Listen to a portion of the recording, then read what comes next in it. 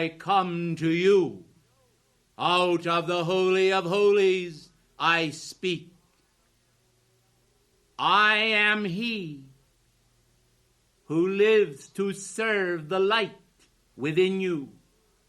And I come from the All-Father of life to you, still embodied in the world of form, that you may understand the meaning of my love, that you may understand the meaning of that love that is focused as a flame of the Shekinah within you. Yea, in your heart there is a flame focus of the radiant God within. The power of the All-Father of life abides within you, and the mountain of God is within you, and you climb. I come then to you this day, this Thanksgiving Day, that you may understand that the cup of life that is within you is flowing with the abundance of God, that this abundance is the fire of your soul, overflowing the cup for the supreme purpose of making you whole, of bringing to your attention and to the focus of that attention the realization of the realities of God. Lo, the flame of life that is within you is like a cosmic harp. It is like a harp with many strings.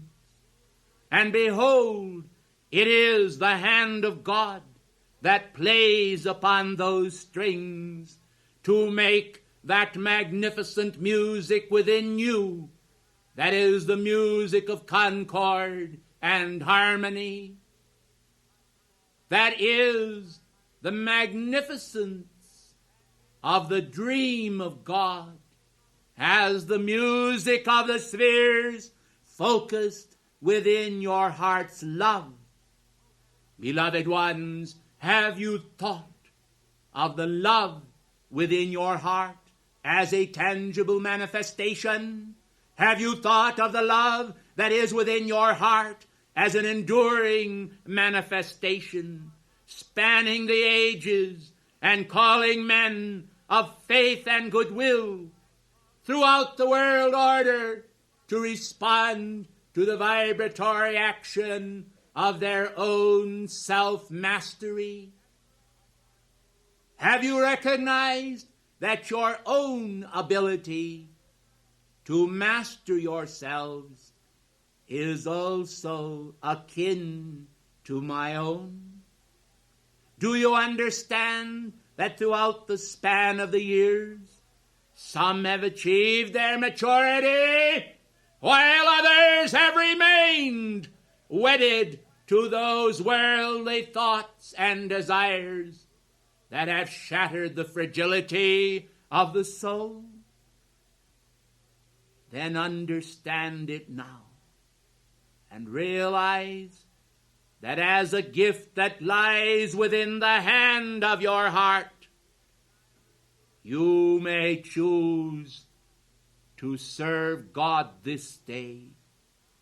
O mankind of earth, standing in the cycles of the years, recognize that as mankind have suffered, so also will they glory in those strengths and ambitions of the soul, which are creative fire.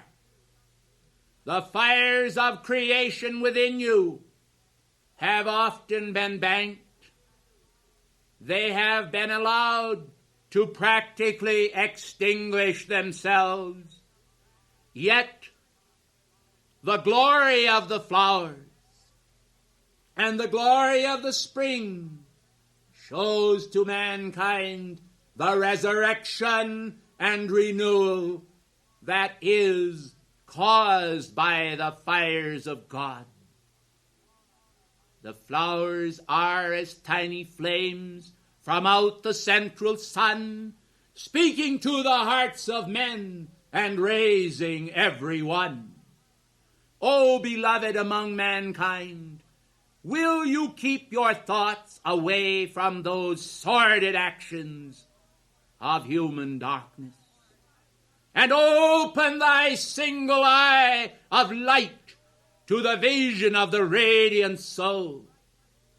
Will you understand this Thanksgiving Day that the gifts of God that span the years are for every moment? Will you understand that they are as a goblet full of the water of life? And the thirst which you have is that which will also partake of the water of life and restore those lucrative powers that gain spiritual abundance for you here and now. The radiance of the light is a splendid radiance, which when it is sought as a quest over land and sea, it brings mankind to the feet of their own divinity. I, Jesus, send mine angel to you to speak to you of the great power of creation that surges within your heart and is able to create those affinities, those spiritual affinities that are those beautiful, strong, victorious thoughts, the thoughts of your heart and mind that lean toward godliness and the producing in the world order of my kingdom without end. Mankind today, I say to you, woe unto them, for they have thought out of the jealousy of their hearts to wrest from one another that which they deem good and well. May I tell you, woe unto them, for surely those whose hearts are darkened by those negative concepts and those concepts of fear and struggle will ultimately find themselves crushed and ground to powder by the rock that is the rock of life, the rock of ages, yea, but the rock of life that can be as a sword of Damocles over the heads of those who insist upon karmic violations, who insist upon departing from the path of righteousness for my name's sake. Yea, though men walk through the valley of the shadow of death, if their consciousness is with God, they should fear no evil. Truly the Lord is their shepherd. Truly they shall not want. Let them understand then that the cup of spiritual abundance that comes forth from out the central sun is a cup of fire that cannot quench the water of life, that it is an opportunity, that it is a destiny for all. For all are given and bequeathed the same destiny of the only begotten of the Father, full of grace and truth. All are destined to be that, full of grace and truth. All are intended to receive the selfsame Spirit, the selfsame flowing of the water of life. When I offered the woman at the well the cup, yea, from Jacob's well, I tell you, it was not just a physical cup, but a spiritual treasure. Let all understand then this day that the treasure of their future is in divine destiny, that we are calling to our sheep upon the hillsides of life, and those who know our voice will follow us in the regeneration. Human struggle is not necessary, beloved ones, yet is sometimes a chastening, and then it becomes necessary. But it is not necessary ordinarily if men will have faith. For faith will itself, though it be but the size of a mustard seed, create that magnificent power that spans the worlds and brings them individually to judgment per se, but in bringing them to judgment, brings them to the highest fruit that can ever be offered to the soul. Do you understand that the chastening of God is for the freeing of men from the husks of life? The husks of life are confusion and man's failure to perceive in a gentle manner the beautiful thoughts of God. Therefore, that which does manifest seems to be harsh, because harshness is lodged within their heart. Men should understand the need to create that spiritual catharsis whereby their souls become cherished objects of affection unto the living God. We have a common Father. There is but one God. Will you understand that? For God is a spirit, and they that worship him must worship him in spirit and in truth. Come out then from amongst them, O my people, into the light, and be a chosen people, a people that choose rightly, walking in righteousness for my name's sake. I say, come out from among them. Understand the point of separation that is required. Not separation from God, but separation from men's conduct. Follow not after sinful men, nor after the dregs of unrighteousness, which remain in the cup of God's wrath, trembling in that cup and waiting the symbol of manifestation. O children of men, the great treasure houses of spiritual beauty, which are now being opened in preparation for the new age that is now dawning, are coming forth as never before. And behold, a cornucopia of abundance is revealing itself unto mankind. Will you then see and perceive that the former things must pass away, and all things must become new? No longer can hierarchy remain at the level of God control and permit the sordid conduct of mankind, their own disenfranchisement, their own crudities, their own manifestations which resemble world conditions before the flood of Noah. Behold, I say unto you, the time has come when mankind must cherish the spiritual treasures that are within them. They must recognize these treasures and their responsibilities to call forth from the treasure house of their heart those creative manifestations which will restore the former kingdom of God unto its rightful station to all mankind, and create a new heaven and a new earth where righteousness is, where the faces of the righteous shall shine forth as the sun in his strength. Now mankind do indeed manifest weakness. Now mankind do deny my Father before men, and behold, I will deny them before my Father. Let all understand then their need to indulge in the fruits of righteousness for my name's sake, to cherish their moments of prayer, to cherish their calls, to believe in faith that responses to their calls shall come forth. And I say, the wicked shall be overthrown. Yea, as the horsemen and the riders were tossed into the sea in the time of Moses, so shall come forth righteousness upon the earth, and it shall topple unrighteousness in the world domain, and truth shall be cherished, and once again righteousness in all my holy mountain shall be restored, saith the Lord.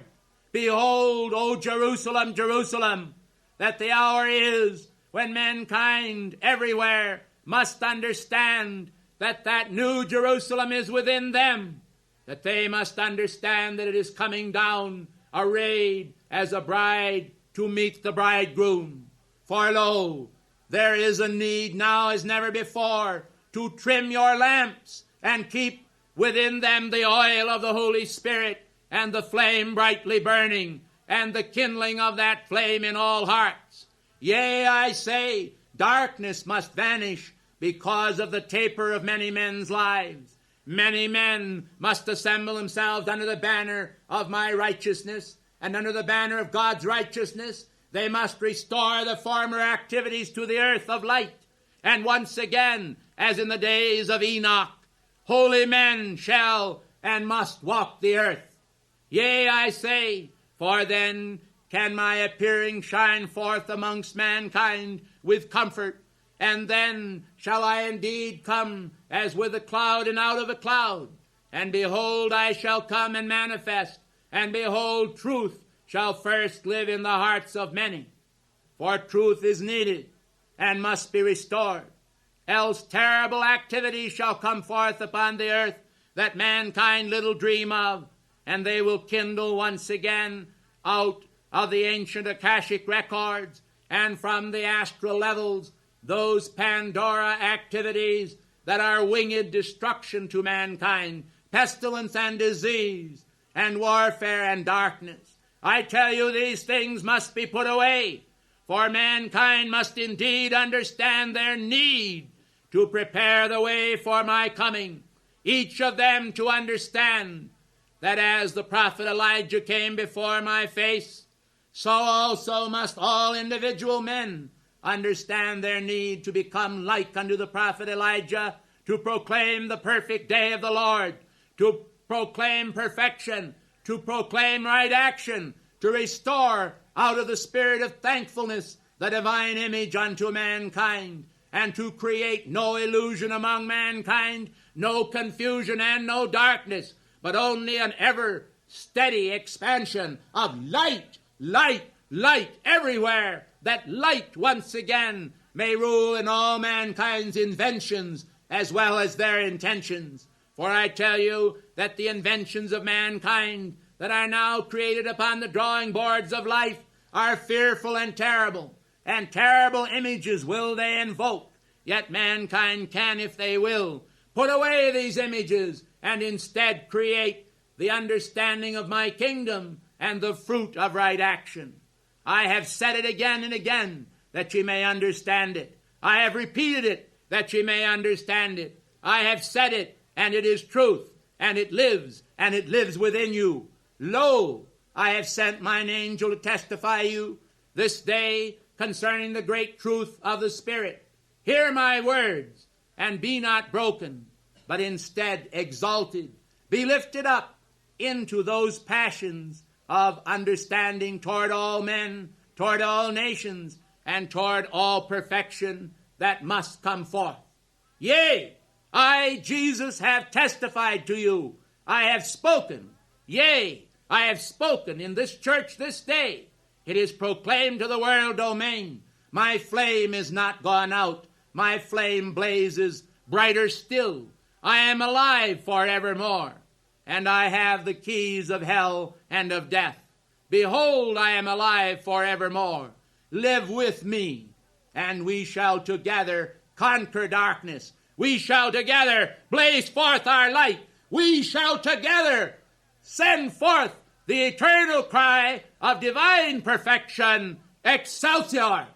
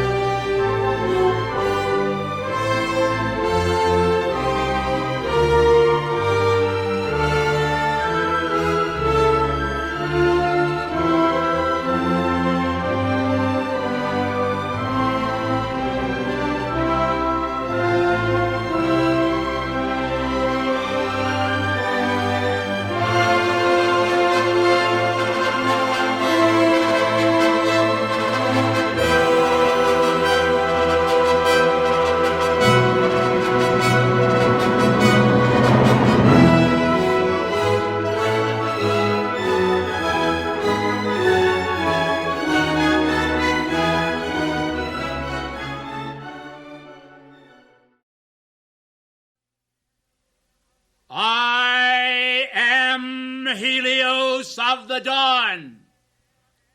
Hear the word of the living God. Behold, the earth is mine, and the fullness thereof. The hour has come, and now is, when my children shall be gathered together from the four corners of the earth, and shall respond to the ministration of the Good Shepherd of humanity, when they shall understand in a manner never before possible the meaning of infinite love. I say unto all, awake thou that sleepest, and rise from the dead, that you may receive the light of the universal Christ. Lo and behold, the Eucharist of the dawn is breaking, and the particles thereof, as the sacred flame substance of immortality, are being dispensed unto those hearts waiting to receive the living bread of God that is the Word. Hear then the living Word, for the great humanities of the living God shall be made manifest to all who are hungering and thirsting after righteousness. Our prayer is that they may be filled. Understand then that the domain of the heart is mine, and I claim it. Understand now that the domain of the soul is mine, and I claim it. Understand now that I am the Lord thy God, that as a living flame of fire visited thee, and established in thee the pillars of eternity, that thou shouldst understand my law that is written in thy heart and in thy mind. Now is the hour of my appearing, the hour of trembling, and the hour of my radiance, the hour when the diamond of my mind appears in the cup of life, as that shining reality which assembled all atoms of substance as a portion, a goodly portion of cosmic purpose revealed to view. Yet there are those who have not seen, who do not understand, who do not perceive, whose hearts are darkened, whose consciousness remains in that nether world of human folly. I say then, let them remain there, for I have said, my spirit shall not always strive with flesh, for he is as grass. He is as a vapor that appears upon the window, the pane of life, the plane of life, for a time, and then vanisheth away. Hear now the word of the Lord. The hour has come when darkness and confusion must recede as the manifestation of the Christ light appears to all. Lo, I come with power and glory. Lo, I come. Lo, I come with clouds, and every eye shall see me, yea, even those which pierced me. And then shall men also know that not only do those pierce me, who pierced my Son Christ Jesus, but also those who have pierced my purposes by denying them, having lived then in sundry times and various manifestations according to the rituals of the flesh, they continue so to do and fail to recognize the power and preeminence of the spirit of faith that is within their hearts, and the power and grace of the world to come. And therefore I will bring a great earthquake to pass upon this world, and the world shall find with the presence of this earthquake that I, the Lord God, liveth. And behold, it shall come to pass that many shall perish, for they have not heard my word. Behold, the wickedness of mankind today is as the wickedness of Sodom and Gomorrah. And behold, I shall shake the pillars of the earth, and surely, saith the Lord, an earthquake shall come, and no man shall be able to stop it or to stay it. For behold, my wrath is kindled against mankind's continual involvement in human discord and inharmony, and their failure to acknowledge the power of God, which is in the heavens above, and also upon the earth beneath, and in the waters, and underneath the earth. Behold, I am the Lord thy God, and surely this thing shall be, and it shall be in my season and in my time, as I shall direct it. And it shall be as a result of mankind's own karmic justice, which they have established. The patterns that they have brought forth shall also come upon them. And surely I, the Lord God, will visit this earth, and it shall come to pass, and I, the Lord, have spoken it. Behold, the time when men's hearts are failing for fear has come upon the earth, and behold, it shall intensify. For yea, they have deserved it. Yea, they have surfeited themselves. They have thought to glorify themselves and exalt themselves unto the mountains. And behold, the hour of my appearing is at hand. Behold, I shall surely visit the family of nations, and I shall render unto all according to their just deserts. Behold, it shall come to pass, and nothing shall stop it. For I, the Lord God, have made up my mind. As I determined to create, so shall I in due course of time destroy that which mankind have also interfered with in their own desire to usurp the powers of creation. And instead I shall build a new heaven and a new earth, and the former things shall be passed away. For behold, that which is righteous shall endure, and that which is unrighteous shall be cast down. I am the Lord thy God. Behold, I shall establish perfection in the hearts of the faithful, and I shall consume imperfection everywhere upon the planet, and I shall visit the family of nations, and I shall establish upon all men the judgment of my laws, for the time has come, and I tell you that nothing shall be able to stay my hand. I am the Lord thy God. Behold, it shall be done. Behold the witness of the north wind. Behold the witness of the south wind. Behold the witness of the west wind. Behold the witness of the east wind. For surely my spirit shall do this thing, and karmic recompense shall come to pass. But now I say unto all, the radiance of my perfection must be adhered to. Mankind must turn their hearts from a heart of stone to a heart of flesh. They must understand the meaning of being a new creature. Perfection must reign in every heart, and mankind must seek me as never before. They must understand the laws of perfection as never before.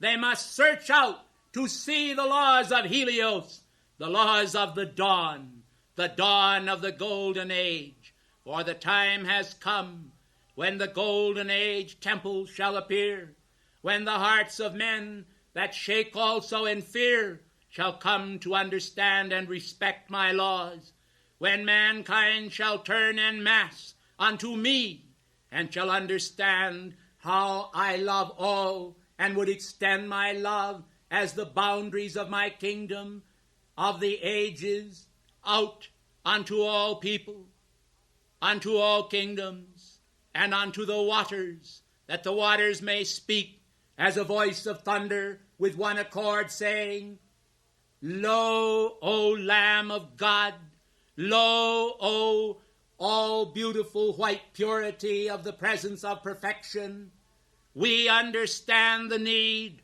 for thy law in order to lead us from death unto life. And we respond by casting our crowns, our consciousness of thy starry perfection before thee, who only art holy, the wholeness of all that manifest everywhere. And all that is darkness and degradation shall perish from the earth, and all that is light and life and love and purity shall remain. And behold, I will draw my children into my kingdom, and they shall behold my glory, and the glory which many knew with me before the world was. They shall behold it and enter into it. Behold, the time of the Satanists and black magicians is at an end. For behold, I this day have raised the sword, and behold, it shall smite those among mankind that insist upon the degradation of that which is wickedness and destructivity. Behold, they shall perish from the earth and be no more. I am the Lord thy God, and my law of perfection and love shall draw all who love righteousness into my kingdom, and there they shall shine as the sun in his strength, and darkness shall be no more, but only light shall remain, and the triumph of light. Speak to every heart, saying, This is the triumph of thy God. For behold, I will function in all who invite me. I will sup with all who will commune with me. I will give love to all who understand its meaning. We cannot allow a continual presence of imperfection in the world, for this could never be in the immortality and eternality of my presence. And therefore these things shall pass away, in order that the new day of perfection may appear, and that there may be established in the world an understanding of perfection's triumph and perfection's reality forever established. I am the Lord thy God. I have spoken, and surely as I live, thou shalt see these things come to pass.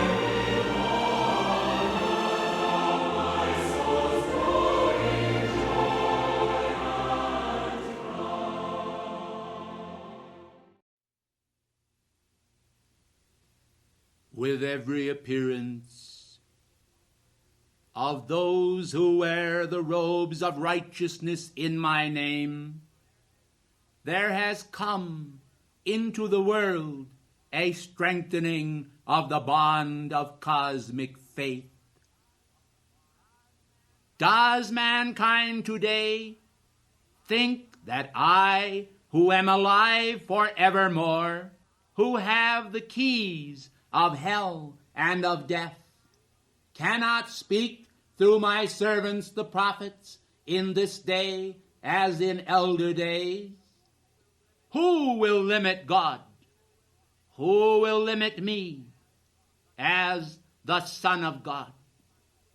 Who will seek to prevent my word from going forth into the world? For behold, the world is encased in wickedness, and everywhere in all lands a spirit of discord is prevalent.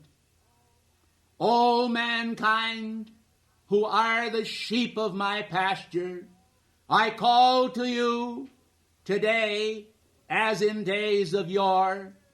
Hear the word of the living God.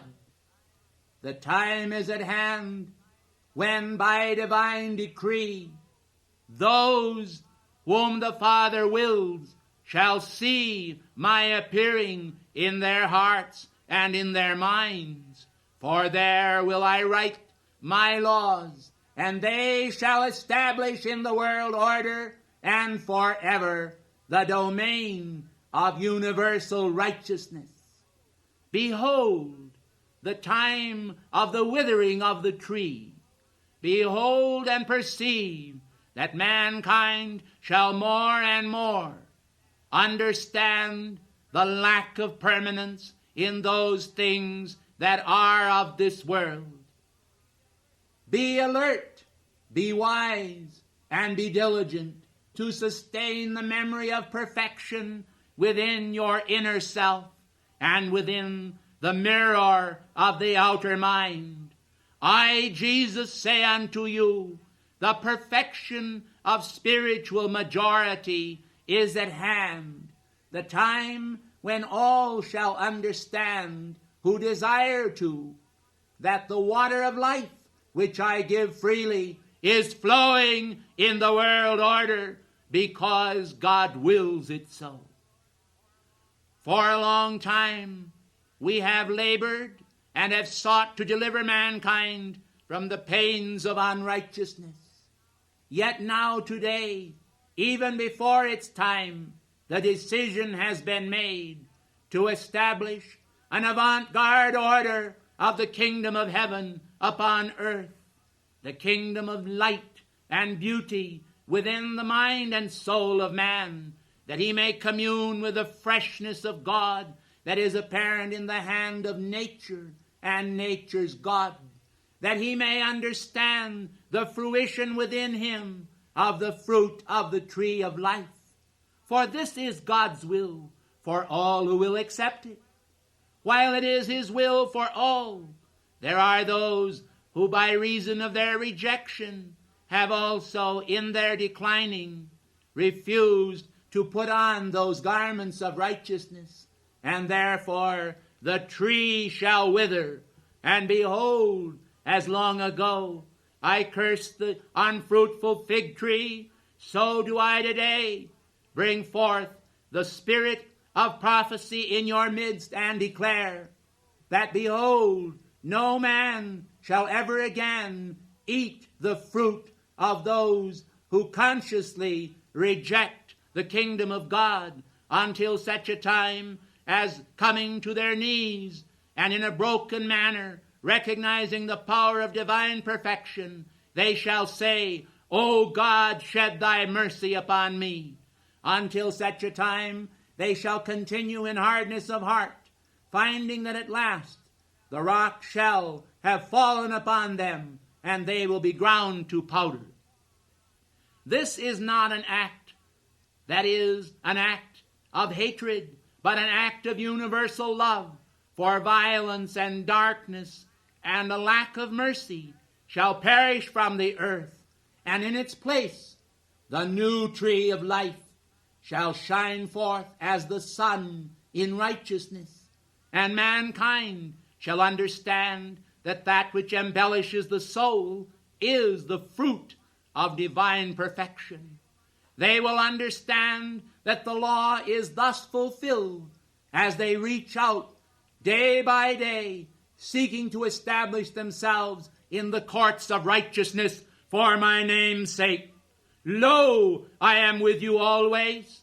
Lo, I seek to establish within the boundaries of the whole earth and throughout the universe only the beat, the constant beat of perfection, that mankind may know that at last I am come with healing in my wings to restore righteousness to the earth. For those who have judged unrighteously, behold, the law shall return unto them unrighteousness, and man shall reap as he has sowed, and the perfection of the law shall remain without flaw. Behold righteousness in its appearance. Behold righteousness as it appears within you. Not self-righteousness that is mockery of the law, but the perfection of divine righteousness that seeks solely to establish my kingdom without end wherever I am. And lo, I am with you always, even to the end of the age. I thank you, and may my peace abide within you always.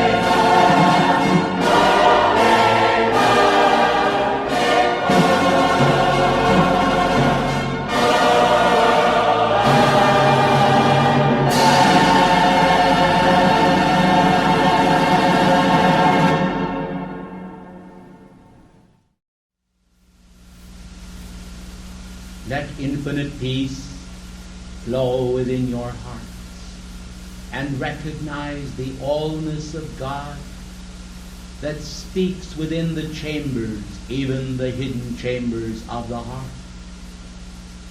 The time has come when individuals must recognize in a greater degree the magnificent outpouring of the Spirit upon the altar of being, when individuals must understand Spirit as the nearness of the law of love. For the law of love raises the consciousness of each individual nearer to the heart of God and to that summum bonum of understanding that is involved with the resurrection of the individual life from dead works to that intensity of consciousness which is the fullness of spiritual attainment. I tell you today that you have within you the fullness of the Godhead dwelling bodily when you recognize that the power of God within yourself is able to summon the power of God from all over the universe. For wheresoever the carcass is, thither will the eagles be gathered together. And the coming of the eagles of high-flying consciousness bring to all an awareness of their potential, of their possibility. For we want all to understand in the most simple manner that the power of God is for each individual and is capable of raising each individual to that level of God awareness where they will no longer be subjected to the darkness of the world. For the light that is within them will indeed be greater than that darkness which is within the world. For what is the darkness but either nothing or else the misqualification of light energy by individuals? When individuals understand the nearness of the divine presence, when they are capable of summoning from the four corners of heaven the power of God's victory over every aspect of themselves, they will stand ensconced in that city foursquare as an individual who has attained mastery over every part of their nature. We are concerned with mankind's understanding of the possibility of mastery. We are concerned that individuals recognize that one day they will attain the fullness of the Godhead in physical manifestation as well as spiritual. For this is the victory that is attained prior to your ascension. This is the victory that momentarily holds the whole being of man in the crucible of the cosmic flame of the ascension. When that occurs, it is indeed a manifestation of universal intent and the reunion of the individual with the very heart of his own God presence. We want individuals to understand then that they are not limited save by their thought and by those affectations of thought which they have submitted to. Through the use of the violet transmuting flame, through the use of the chalice of love within the heart, brimming forth love unto all mankind, individuals will be raised in their thought about themselves to where they can accept the forgiveness of God as a river of reality, a river of life, a river of cleansing, a river of affection.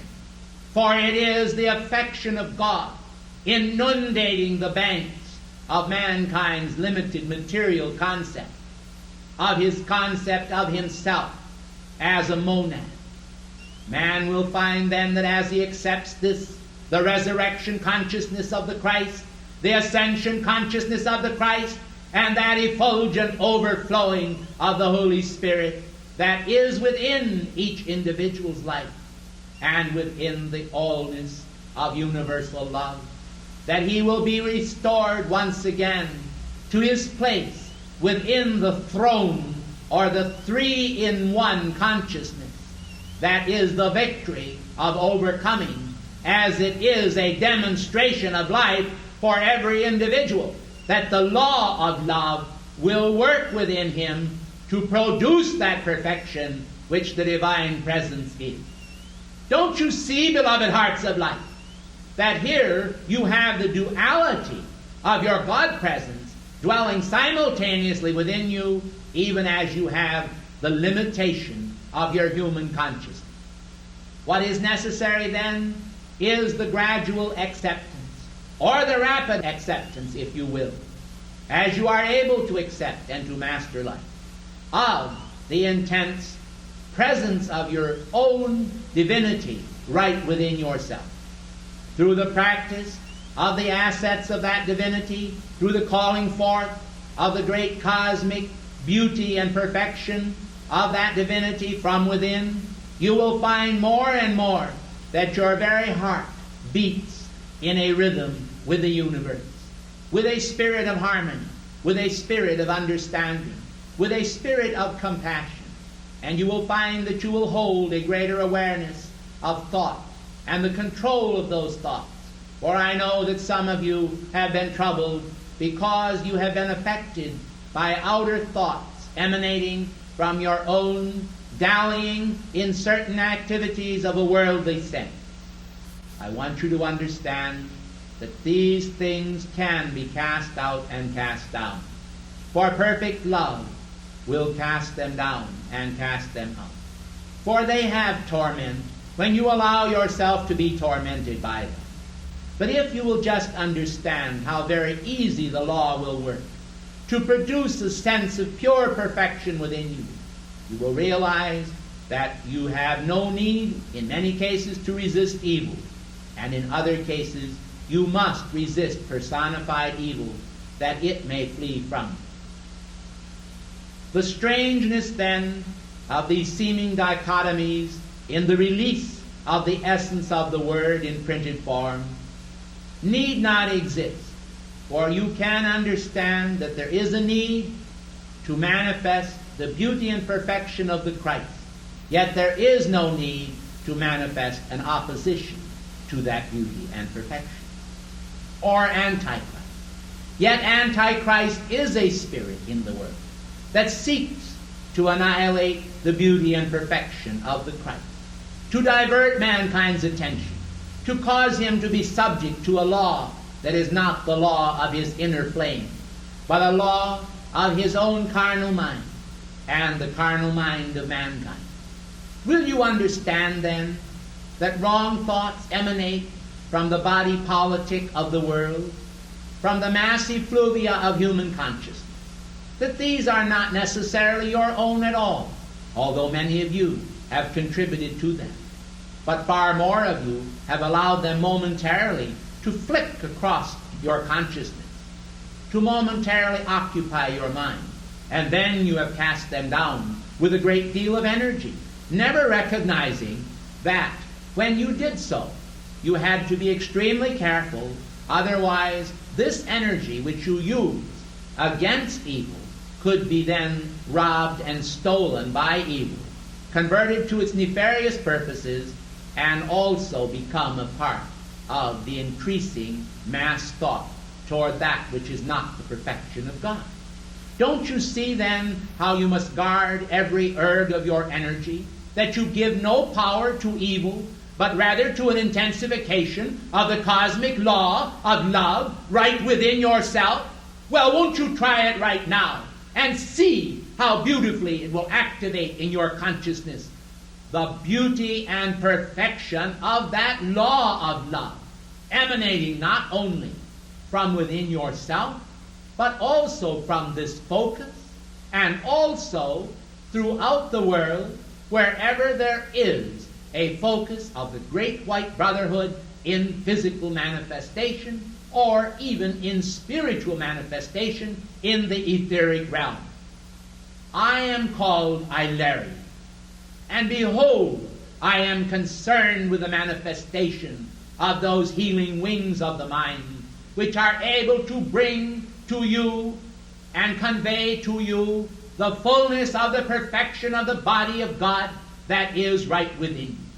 Won't you let today a penetration of yourselves occur by the Holy Spirit, by the radiation of your own divine presence? Won't you realize that the perfection of that presence can also be the perfection of all involved with the healing arts?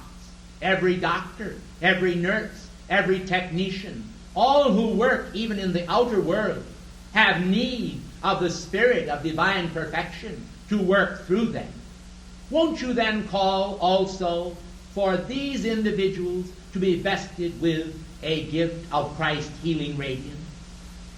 Can you imagine what would happen in the world today in the healing arts as those individuals purely concerned with the scientific aspects of the law came to recognize at last the presence and power of God within them? Why, it would give such a focus to the healing arts that mankind would find after a while that miracles would occur where miracles were not expected. And surely this would be a gain unto mankind that could be reflected in the aspects of divine godliness in men. What a wonderful thing it is then when individuals are willing to recognize themselves as the hands and feet of God. When they are willing to recognize that others also are the hands and feet of God, a major blow will be struck in the name of the living Christ. O children of light, children of the dawn, children of perfection, children of beauty, children of strength, children of the ascension, recognize what you can do for the world as you hold the right thought.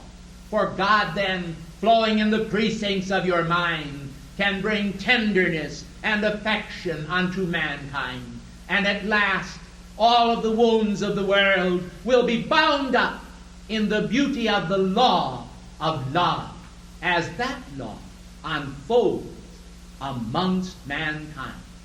It will indeed wipe away the tears from the eyes of mankind, as John said so long ago on Patmos, as this messenger quoted also this day, and as I reiterate. For mankind needs the peace of God in the world. There has been such a turbulence, such a troubling of hearts by so much discord. And Pandora's box has been opened so frequently by astral entities and those activities that are of shadow that mankind needs to slam it shut and then call forth the blue lightning of the love of God by the power of Archangel Michael to see to it that those denizens of darkness that are within it are no more. And only perfection and love can reign upon this planetary body and bring to mankind those realizations that fulfill in him the law of love where he is and all over the planetary body in one magnificent outpouring of the beauty of God from his very heart, and a simultaneous recognition by embodied mankind of that spirit, of that intent, of that purity, and of that purpose. The words, I am that I am, the Om Tat Sat of creation, are the fullness of that law of love, outpicturing itself within you and summoning all men to a response to the law of love. I have said it again and again, that your hearts may be touched by the joy of that love, that that love may outflow from the lave of your divine presence anchored right within your heart. I send to you this day my love. As long ago I too stood on Mars Hill, saying, I declare unto you the unknown God. So do I now say, I declare unto you the God known in part by man, but now I say also, the fullness of his knowledge shall be imparted unto the seeker, who will continue step by step to climb to the pinnacle of that love, to the summit of his being, to the realization of the ascended master consciousness, and to the victory of life, which I am.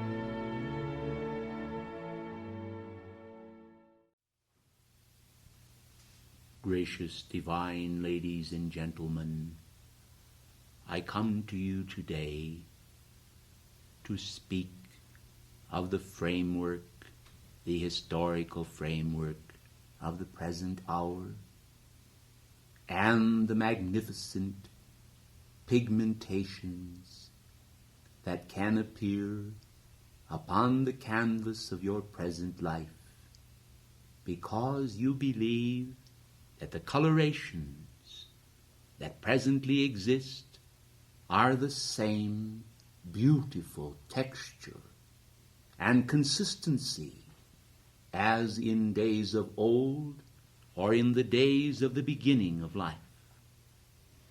One of the great problems of humanity is that they seem to regard past ages as possessed with a special quality of calmness or violence that exists then as a challenge to the present moment, to cause them to feel that this present moment is different than the past. We want all to understand, and understand clearly, that each moment is endowed by God with the same abilities to transcend tragedy, the same abilities to rise above circumstance, the same abilities to expand the domain of consciousness into the heart of divine thought, and to bring that thought down as an endowment of this precious jewel, the jewel of the present. Men should understand that the reservoir of the past holds certain charm and allure, for it represents an era of completion, whereas that which has not yet become reality represents the opportunities of the exercise of the imaginative faculties, the endowments of God resident within the soul. You are all painters after a fashion. You are all possessed with many of the self-same qualities of the Godhead, in lesser measure. But you are also endowed by God with all the qualities of the Godhead. You simply have not yet learned to express them and to release the thoughts that are godlike into the atmosphere, because quite frequently you regard yourselves as such a lesser figure than God. Remember the parable of the talents. and try to understand that the endowments which God gave to you were intended by him to represent that final achievement, which is the reunion of the prodigal son with the Father. Mankind have asked for and received certain experiences in the world of form, which are intended to challenge the very life within them to exercise its higher ranges rather than remain fixed in its consciousness and immovable. The ability to be mobile, the ability to expand the consciousness, is the endowment of a true creative artist. One who can understand that that which has never been within the range of that consciousness can be, which will endow man with the ability to draw the elements of life which he requires at a given moment forth from the universal and show them forth upon the screen of his life. It is not enough to simply aspire.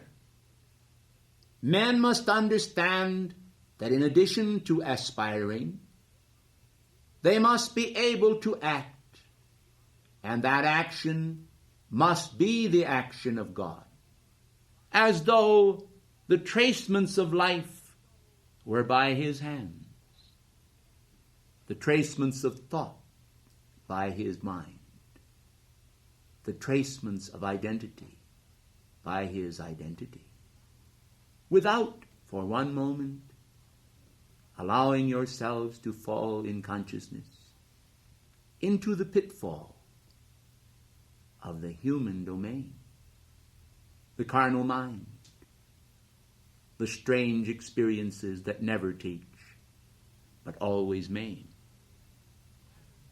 Rather, let men understand how quickly, if they will, the mind can be endowed with those delicate and fragile qualities of cosmic upreach that enable men to become creators of their own destiny.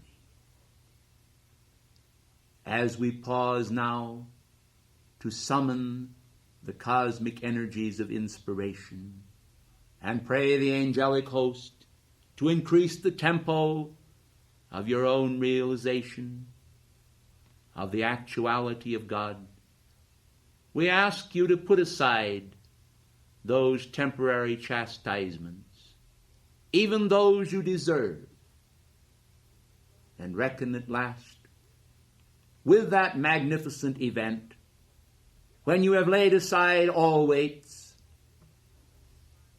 and, as was long ago said, the weight of sin which so easily besets you. You find at last that you are a God-free being. And out of that domain of eternality, focalized into the area of the present, you successfully demonstrate that mastery and God control, which as a divine matrix will assist the forward evolution of the soul. You will have those magnificent passions of cosmic gratitude soaring within the domain of memory and consciousness, which will elevate you, ennoble you, and endow you with greater ability to use those talents which you have been given, and to realize that the expansion of those talents into the domain of the world is a part of the drama of this age. As was said long ago in Shakespeare, each one has his exits and his entrances. So let me remind you that whether those exits appear to loom before you as a fearsome manifestation, or the domain of those entrances can be kept before you as an entrance into newness of life, you will be able to exercise the same God control of your emotions, of your feelings. and say, O Holy Spirit, endow me with the ability to work the work of God before my fellow men, not as though it were mine in the outer physical sense, connected with cause-effect record and memory of my personal person, but only because it is the will of God working through me to endow the whole of life with that encanvassment of reality that is the transcendence of God made manifest in the face of life with all of its temporal viciousness. Often I was challenged with the opportunity to portray human viciousness and violence. That which I so frequently portrayed of constructivism in the world was the reality of God that is the reality of past, present, and future. For all divine reality has ever existed. It is simply that men have failed to outpicture it upon the screen of their own life. We come not to chastise, but to teach. For when the healing arts are practiced upon the soul, and the unguents of the Spirit are released by mind and heart, accepted and made a part of the contract of universal peace with the universe from the heart of God, each individual will understand that all that has been is a part of the range of his experience. One day to be a transmutative catalyst that will release only the goodness of perfection, the perfection of God, into the manifestation of his consciousness as drops of peace and life. When men understand these conveyances that are ever the activity of the higher powers of the universe, they will see that all lesser things which they have clung to as though it were a temporary sustainment ought to be abandoned in the face of the ocean of universal manifestation. That the soul of God ought to be the pond in which the soul should swim. That the consciousness of God ought to be the lave in which the soul is bathed. That the mind of God ought to become the sustainment and strength, yea, even the happiness of the very bones of man's existence. For the structure of his identity is one of universal grandeur. Spanning the pages of history and all events, man is able to transcend the fashion of his immediate life and raise himself in consciousness into that splendor of the divine domain in which immortals dwell. So long as he dwells in the veils of mortality, so long as he holds a consciousness of death and the cessation of his life, he will not be able to summon those pages of reality which see his life as coming in intervals both of day and night, with the certain promise of the eternal day spring from on high that shall visit him in his weakness and raise him into his strength. For the strength and the courage of God is the fabric of the soul of the divine artist. And the divine artist does execute upon the individual screen of man's life the manifestations of his perfection, yea, of his perfection forever. There is never a moment when the soul in reality is separated from God, for with the separation thereof, even the soul would cease to be. God sustains and God radiates. Does man then learn to possess the capacity to receive, to still the voices of the outer mind, the voices of darkness that are heard in so many lands and in so many minds, are stilled now, for the permanent day of God burns as a taper of reality in the sanctuary of his being. Then the healing arts and unguents of the Spirit will be accomplished, and the veil between the Holy of Holies will be rent in twain for each individual, as it already manifests in the universal Christ, pool of reality, troubled by the vibrations of those angels of record who see clearly the activities of man that have been and those which should be.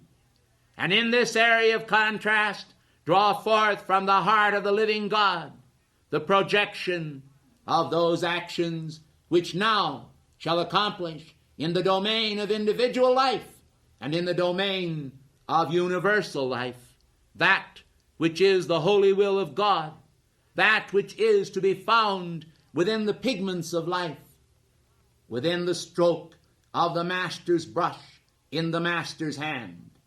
For as all things manifest in their full intended perfection, man will see at last that God intended from the beginning the domain of perfection for all, and that outworking in experience which takes place now is the result of the failure of men to comprehend the immensity of the divine power which heaven has placed within their reach, yea, within their grasp.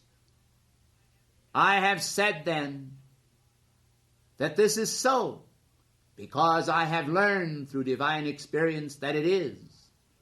I trust through the power of faith and your belief that you shall cancel out and nullify the power of your unbelief.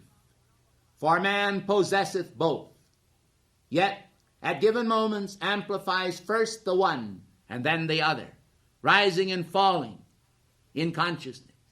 Man is intended to be as stable as he possibly can, for a double-minded man is unstable in all his ways. Will you then, forsaking the outer conceptions that have held you trapped in the mires of life, hold full faith in the immensity of the divine plan for yourself, for the universe? And because you make peace between your heart and the heart of God, allow the flow of those increments of immortality to seize you utterly and lift you up and shake you as a fleece, until at last you see the Sun of Righteousness shining in his strength. You see the beauty of life spread before you upon the grass, and in the heavens, and in the domain of your hope for the future, and in your determination without wane, that shall find that which you seek, shall manifest that which God seeks for all, which he has ever sought, which he has ever hoped for, which he always remains in consciousness. O beloved hearts, I make this plea for the grand activity of the artistry of the universe, created by the divine artist within. Thank you.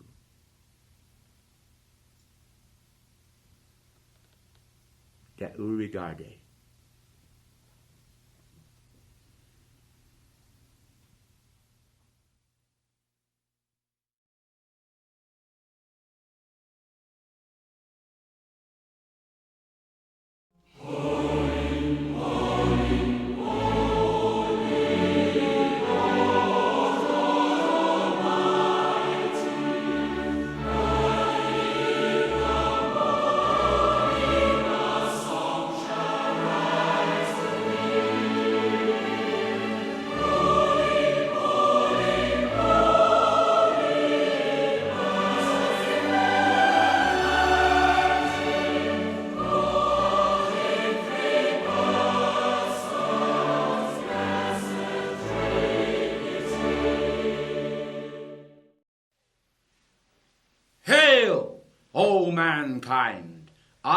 am Michael, Prince of the Archangels, and I come to you this night in memory of the solemn and beautiful perfection of the faith. Your faith is your security, and born out of your faith descends to this planetary body that infinite spark of the cosmic fire, which holds within it the cosmic regenerative seed that shall bring about the fruition of universal purpose upon this planetary body. How wonderful to behold the fruit of God endeavor. How wonderful to behold the fruit of faith. What a mountain of strength this is to the individual. And how beautiful does this distribute the strands of perfection throughout the cosmos. Ladies and gentlemen, in this hour of universal reality, in this dream which God has created that you call your life, recognize the need to keep the faith and thus make your life sublime in that design which God himself envisioned and which is held locked within the seed of perfection within your soul. How beautiful then is the faith, and how beautiful is the keeping thereof. I am aware even now of moments of loneliness, moments of separation, moments of self-pity, moments of despair, moments of confusion, moments of world chaos, moments of destruction, and all that seems to perish in the human consciousness. I am aware how mankind become involved in all manner of disturbing conditions. But are they aware that the lowering of their vibratory action, their fatigues, and those conditions which are indeed inherent within their body during moments of stress and strain are very apt to cause the mind itself to also bend in that circle of warp and disturbed condition, which produces in their world, if they allow it to do so, a feeling of neglect and a feeling of aloneness, a feeling of separation, and a feeling that they are indeed separated by their personality from God himself. How beautiful are the feet of them which preach the gospel of peace. Will you understand then that I tonight wish to make an end to all that? Do you? Then so do I. I would like to see you so staunch and so beautiful in your inner concept of keeping the faith that you will not be disturbed by outer conditions at all. But if perchance some of you momentarily are moved by outer conditions, will you learn the sacred ritual of return, whereby you can quickly establish in the soul those communications of the beautiful ideals that you have felt in those sublime moments of your life? Understand, O humanity, that the faith is a gift of God. Understand that I ensoul that faith. I am that faith, and I hold for you the power to keep that faith in all conditions of stress and strain.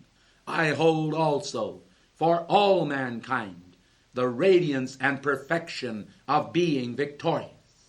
But will you recognize, dear hearts of light, that your own beloved I Am presence also holds that confidence for you? And if perchance God, throughout the centuries, in his great release of cosmic faith to mankind, has not always succeeded in the sense that a part of the endeavor was mankind's in producing that faith which men desire to wear, then don't you think that a mere archangel might also, if you have doubts and insist on holding those doubts, be unable to erase them unless by your free will you would let me in to occupy your mind momentarily and your heart and your feeling world. For then, as I came in to that secret chamber of the heart, I would carry with me that communion flame. I would carry with me that perfection as a real regeneration that is within my heart permanently. And I would give you energy. I would give you faith. I would give you strength. For this is that which I am. Do you understand the magnificence of actually being faith yourself? Do you understand what it means to hold the faith within your heart in the face of every outer condition? Do you realize and recognize that there is a two-way street, as some of you call it, in your divine relationships? It is not enough to totally depend upon us and then deny the seed of God intent within yourself. For as you create that necessary polarity within the force field of your heart, lo, it will make our ingress so much easier. We can come in, and we can sup with you, and we can release our power, simply because you will it so. For God and all of us already will it so. Do you understand then that as heaven wills it so, it but remains for embodied humanity to also will it so? Then when there is a meeting of these twain polarities, our radiation representing a positive power of absolute good, and your radiation being a lesser potential of the same manifestation, yet bearing the negative connotation simply because it is a lesser quantity of the holy perfection of God. Do not be dismayed, beloved hearts of light, simply because you have a lesser potential in manifestation. After all, within your own hearts, within the divine seed, there is an equal manifestation of perfection. Will you also consider that through this drop in potential, we are able to radiate and create those magnificent waveforms which convey faith to you as though it were literally showering upon your life in cosmic buckets? Do you understand the meaning of a cosmic bucket? Well, it is borrowed from your own thoughts and your own words. For you yourselves recognize how that fire brigades often pass a bucket of water from one hand to another. So do we at cosmic levels call upon divine energy to create itself in increments and then descend. There is a reason for this, and we want you to know that reason. It is because you require faith at every moment. And because if we showered all of the faith that we could muster at one particular moment, it would literally engulf you. It would literally knock you down off your feet. You would be unable to bear it, and I assure you of this. Thus we give it in increments. And through the seeds of faith, the beautiful mustard seed of faith grows to become a mustard tree in which the birds of the air may indeed nest. Will you understand this? Will you recognize that faith has the power of multiplication, that it can be a tiny mustard seed and then be an oak tree?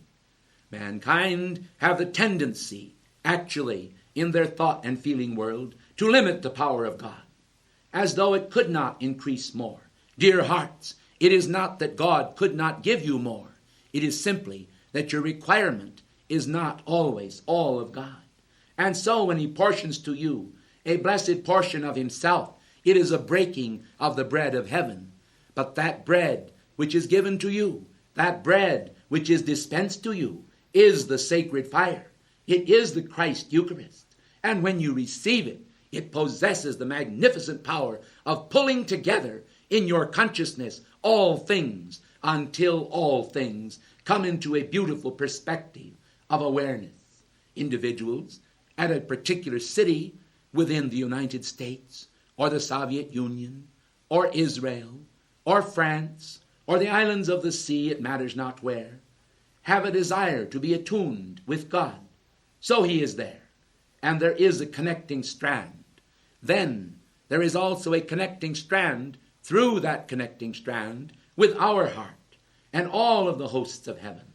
Will you understand then that we are literally pulling for you, pulling you together, trying to draw you into a unity of the faith, whereby you will not be divided by every wind of doctrine. There is no question that over the years, certain individuals have acquired a momentum on certain spiritual ideas.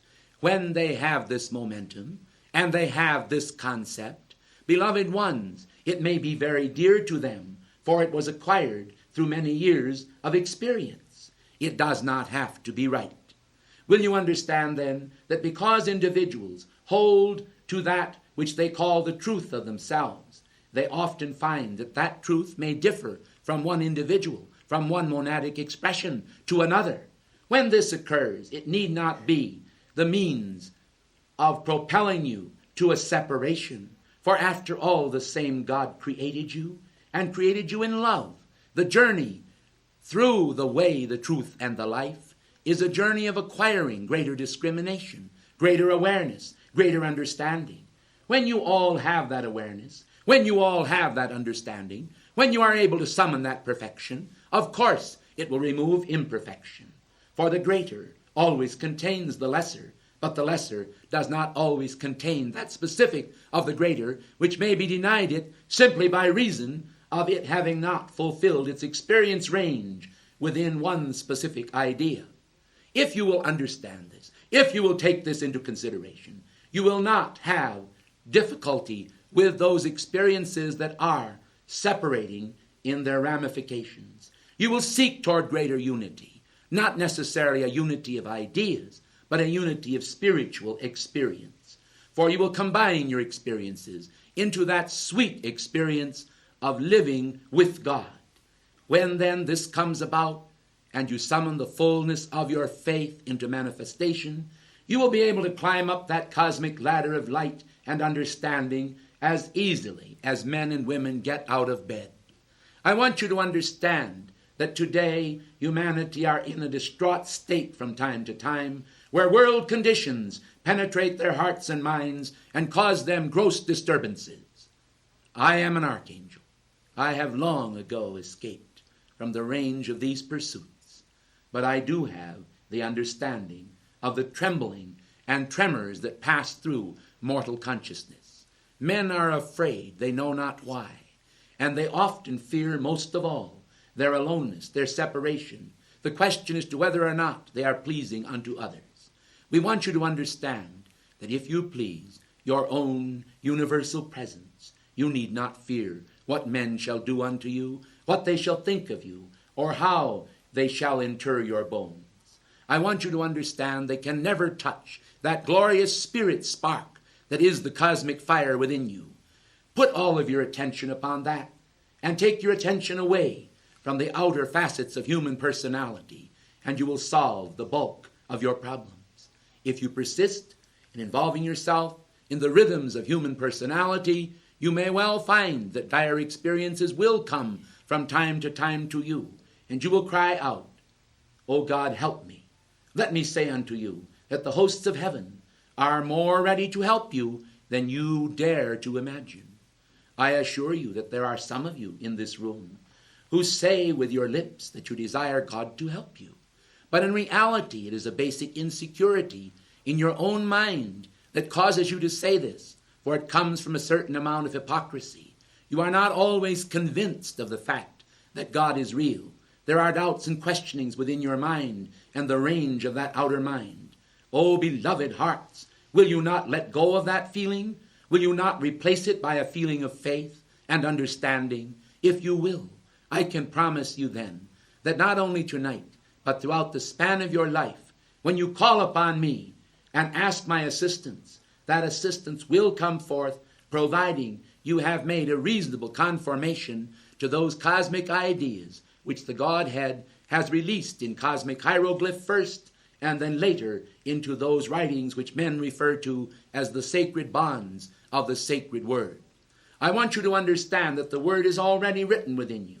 If you would adhere to that truth which is within you, you would have no needs to fear whatsoever. Fear and doubt comes from within mankind in the range of his mortal experiences.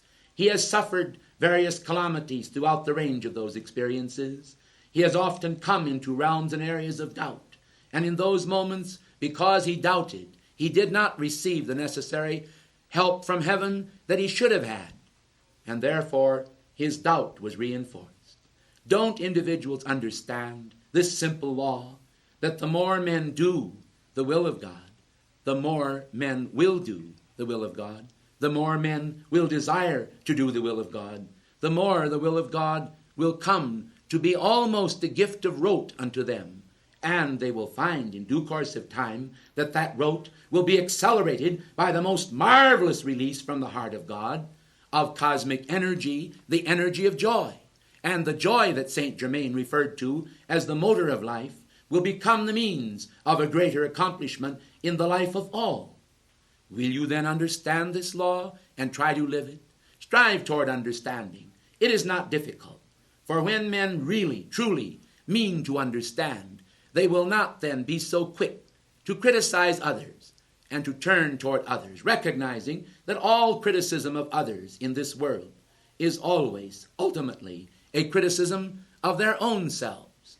For human propensities gather momentums, and these momentums multiply, and after a while, vast continents of individuals are pulled to the right or the left simply by the accumulation of man's energies. If individuals would understand that they can call upon heaven and find that heaven will respond, that the full range of those energies will come to their power, to their hand at the supreme moment that they may need it, they will then be able to overcome many things that they could not overcome of themselves.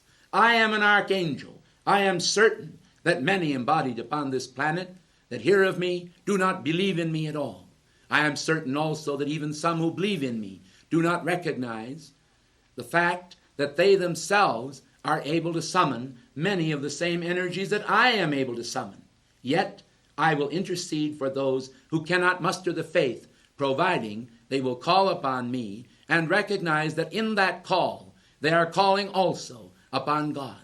For I am but his servant and an instrument of truth, albeit I have legions and legions and legions of angels under my command, angels of faith and captains of grace to humanity. I still carry with me that humble attitude of heart that is a gift of God. For by humility the strands of true love are drawn into the heart's chalice. By humility men understand how God can be drawn into their world. By humility the grace of God and the faith of God is multiplied again and again and again. You have in your hearts, beloved mankind, the full power to overcome all outer conditions. It is simply a matter of releasing yourselves from those tensions and feelings of inadequacy, of fear, of doubt, and a lack of the realities that heaven itself has bestowed upon you. It is true that there is a multiplication of these graces and gifts, but then that need not concern you. For if the law is real, and the law is, and if the law functions, and the law functions, then I want each of you to know and to understand that by the functions of that law, the smallest gift of faith can become the largest in the universe. Those of you who recall the incident wherein the Christ multiplied the loaves and the fishes will understand that this too was an act of faith, will understand that this too is an example to humanity that the power of God is able to multiply the power of faith. And so, when the statement, grace and peace and faith be multiplied unto you is given, let all understand that it is possible and available to them, for it lies within the domain of selfhood, which can expand and expand and expand until there is no room for aught but faith and the knowledge and confidence of accomplishment within the heart of all. You live in an age of doubt. You live in an age of terror. You live in an age of viciousness multiplied. Let us not then be concerned with that, but concerned with those powers that overcome these untoward conditions. For then the perfection of God, descending upon your individualized hearts, shall draw you not only closer to your own divinity, but closer unto me. And as you draw closer unto me, I will carry your beautiful energies to the heart of God. And the response will, I assure you, be a guaranteed response, a release of cosmic energy and a cosmic shower unto mankind, that fulfilling angel mandates and angel activities unto embodied humanity will draw all at last by those skeins of light to that state of consciousness where fear and its attendant manifestations will be overcome. The last enemy that shall be overcome is death. But then, if life comes, shall death be able to overcome it? For life is God, and God is victory, and God will victoriously manifest his victory in your heart, in your mind, in your being. I am Archangel Michael. I convey to you the felicitations of my faith, of the grace of God that lies within you, in the Christ consciousness, in the seeds of trust and obedience.